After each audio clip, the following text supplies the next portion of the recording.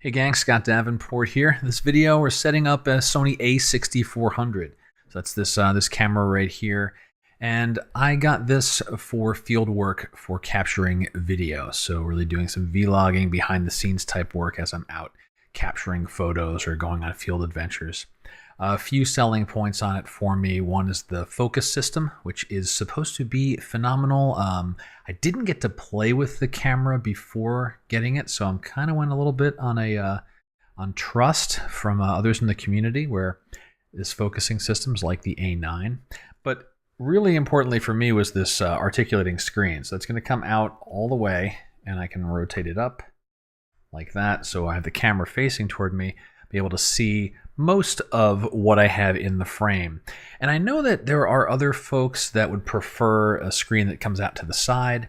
I'm personally okay with this, where I may put this in a gimbal and then have it starting spinning around and so forth. And if I have a screen that's sticking out to the side, that might be a problem.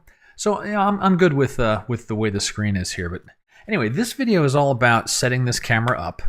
And what I want to go through is just turn it on for the first time. I have not turned this on yet. I'm actually putting the battery in for the first time here. And the setup that I will do is going to be with the intent of configuring it primarily for video, not for still shooting. I haven't gone through any of the menus. I haven't looked at any of the manuals, although I've got the manual here loaded on the screen. So if I hit any menu items that I'm not sure what they're all about, well, then I'll be able to do a search and figure out what it means, and either it's something I earmark to change later research, or it'll give me an explanation. I'll set the setting right there. Without any further ado, let's get into this camera. All right, certainly starting in English, and I need to set my region. No problem. Okay. Today, daylight savings. Yes, we have that. We actually just started that. Date and time. Okay, 2:41 p.m. Well, that was exciting, huh? Okay. Date format, I'm actually a day, month, year kind of guy. So we're going to go with that. And yeah, we can do play memories on this. I will worry about that stuff later. I do like the remote app, so we'll get to that in a moment. All right, now the camera has basically just said, okay, I'm ready to shoot. Well, we're going to get into the menus and go through them screen by screen because I know I'm going to want to change things. So, menu button. Let's start off with, file format. I'll go ahead and set this as RAW. I know that normally I really wouldn't care because I'm going to use this for video, but in the off chance I take a still, I want it to be that way. Extra fine for any JPEG. That's fine too if I switch to RAW and JPEG. Aspect ratio is fine. We're not doing panoramas right now. All right, next screen. Long exposure noise reduction. I will turn this off. Again, this is more of a stills thing. I mean, you can see I'm still in the menu for the camera settings as like a still camera. But I got different videos on long exposure noise reduction. I'll put a link in the video description, or you can see the icon up in the upper area. I'm not going to want that on. Okay, lens comp I don't worry about right now. Next page. For me, single shooting is fine.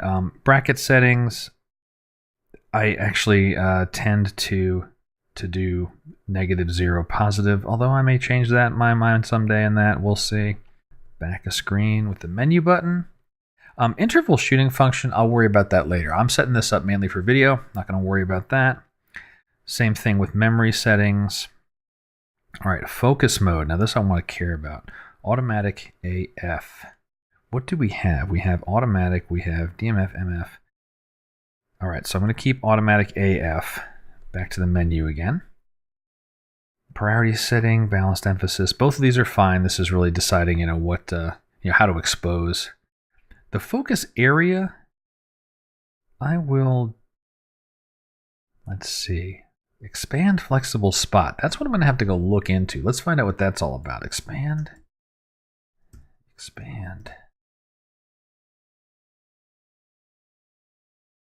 Nothing? No? All right, let's check out. Oh, it's because I can't spell flexible. Great. Come on, Scott. There you go. Expand flexible spot. What do we got? Allows you to move, expand if you can focus single point. Oh, that's interesting. Okay, so if we got a single spot and you're trying to focus there and it can't, it'll expand. Again, that sounds like a single shooting thing for me. I'll leave that alone. I'm actually going to leave it as a wide setting right now, because I want the focus to be wide for when we do video. And when we get to video, we're going to have some, what do you want to call it? Some face detection. Switch VHAF area. I do not know what that is. Let's take out, let's go with that. Switch V/H. What do we got here? Okay. V/H area set with the focus point, frame, orientation of the camera. Interesting. Not something I have to worry about for what I'm using the camera for, so we'll keep moving on. Luminaires fine. Face priority and autofocus definitely.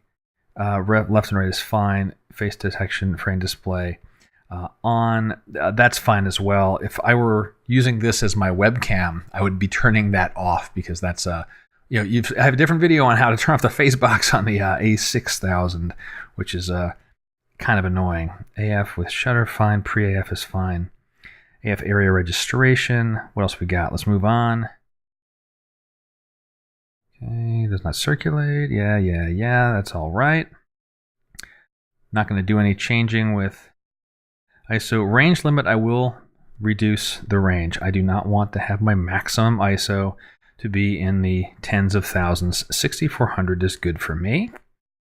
And we'll leave that at standard. So back one screen with the menu button.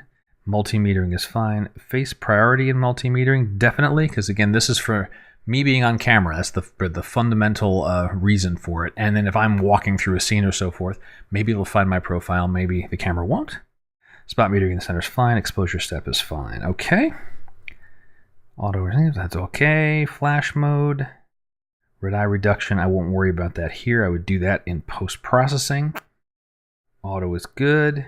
Creative style standard. Picture profile, don't need any of that stuff. V-lock, don't need that. All right, focus assist. Really probably not a factor for me, because again, using it for video, not for stills. I won't be behind the camera, looking and tweaking manual focus at that point. Now, face registration, that's something I will do later on. Register my own face with the camera so it knows me versus other people that it may see when I'm out at a location and there's others there. So that's something I'll return to. And with registered faces, they take priority, so I want that on. I don't want to do a smile for the shutter. Self-portrait timer, that's fine too. I don't really care about that. All right, file formats. We're getting into the video stuff. I'm going to set this to 4K. I want this to be 4K. Now the camera will be limited to, I think, 5-minute or so 4K bursts of video. That's all right for my style of shooting, but if I do need to do something longer, I'll have to remember to change that setting back. Record setting. I will keep it at the 60, but I'll go to 30 frames a second. That'll give me a little more resolution, a little more smoothness on motion. Proxy recording, that's fine. Actually, let me check out that proxy recording for a moment. Let's take a look at that. What is that all about? Because proxy recording, here we go. Actually, I want to check out S&Q settings as well as proxy recording. So S&Q settings, normally can be captured naked eye, slow motion. Okay, I really probably wouldn't be doing that type of stuff too much. And there's actually a dial on the top of the camera for this one, and those settings get changed here. Let's take a look at proxy recording. I see. Okay, so if I wanted to do a quick transfer to smartphones, that one's not for me either, so I'm not going to need a proxy file. I will capture my video, and then I'll be using it in Final Cut or something else to do actual editing. All right, AF speed. We got normal, slow, and fast. I want to look at that too. AF drive speed.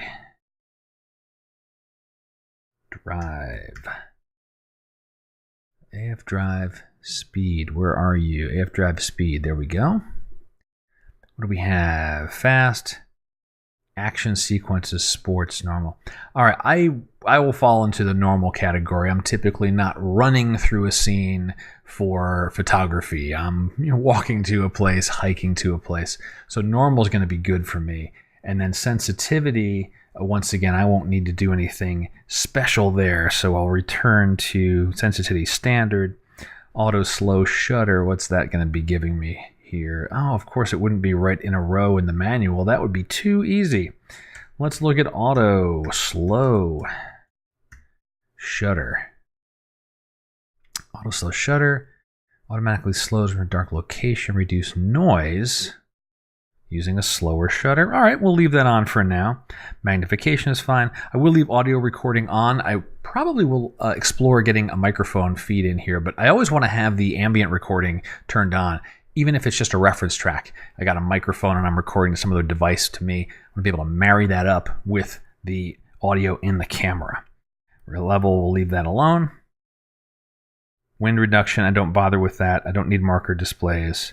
Move the shutter off is fine. Silent shooting, not really important for me as much. Steady shot, I'll leave that on for now. I may turn that off later. If I'm on a tripod, I won't need that. All right, then we're getting into zoom. All right, zebra settings. I'll go ahead and set this because I like my zebra stripes. And I'll put that up to 100. 100 plus to be specific.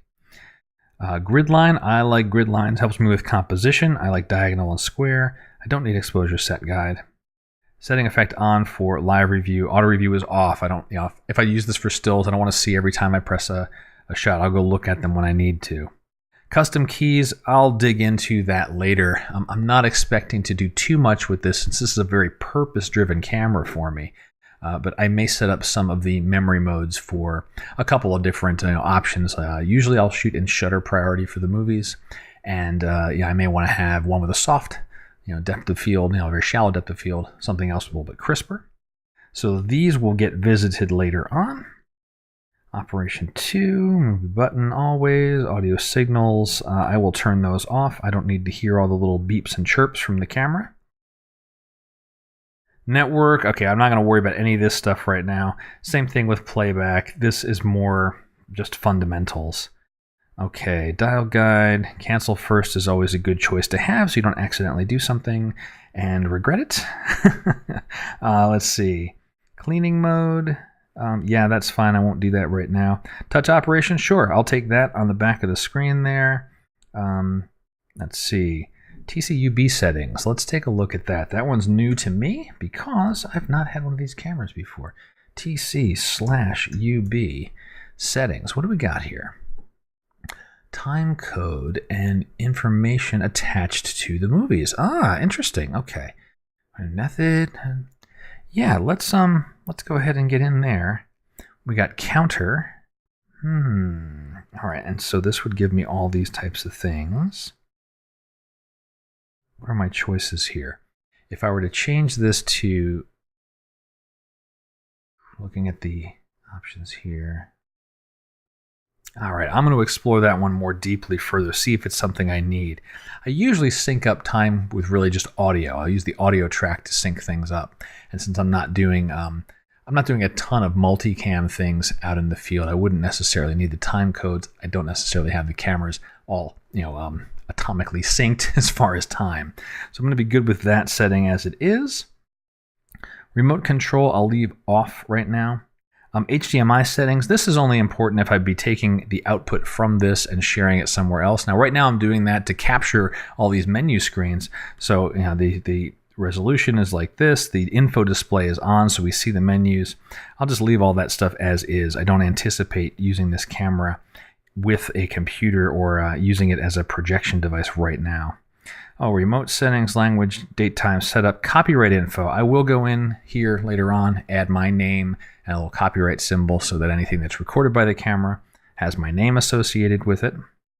File number is series, that's fine. Folder name, I like to use a date form, and it will basically create folders with kind of the date. It's a little wonky, but it is enough where it separates the entries into things there. And if you're curious about setting your file name, sometimes people want to put their name in there as the prefix for the file names or so forth. That's something else you can do in here. I tend not to bother. These things always get rewritten as soon as I come in. Now version, I'll have to go and check to see if I have any firmware updates. This camera is so new, I'm doubting it. And then we have my menu. This is something new with the newer Sony cameras. We can add our own entries here so you can access them more quickly. I tend to use custom buttons, And for this camera, I don't think I'll be doing any type of menu settings here. I'll do a couple of custom buttons. I'll be good to go. All right, so that is the end of that. Let me stop that recording there. So all right, the camera's set up, and what'll happen next? I'll add my copyright information, and then program in a couple of the memory modes. I want to have one of them that will shoot at 1/50th of a second. That's like kind of close, maybe 1/60th, because I set this up at 30 frames per second. So if I do 1/60th, that's usually a good ratio for capturing decent video out there. Auto ISO to let the ISO get adjusted by the camera, and prioritizing it for shutter speed. And I'll set up maybe two of those. One with a shallow depth of field, like an f4 or f2.8 if this lens supports that, and then another one at f8. So it's very quick and easy for me to switch between recording modes out in the field and not have to go through menus and change settings, and everything else will just be good to go. What else do I have to do? Register my face with the camera. That'll be the last bit to do, and we'll be calling it good. So I hope you found this interesting, useful. At the very least, you learned a couple more of the menus in here. I'll put down all of the changes that I made somewhere on my website, on my blog, to say here's all the adjustments that I made. And we'll call this one good. Well, my name's Scott Davenport. Thanks for watching, and happy shooting.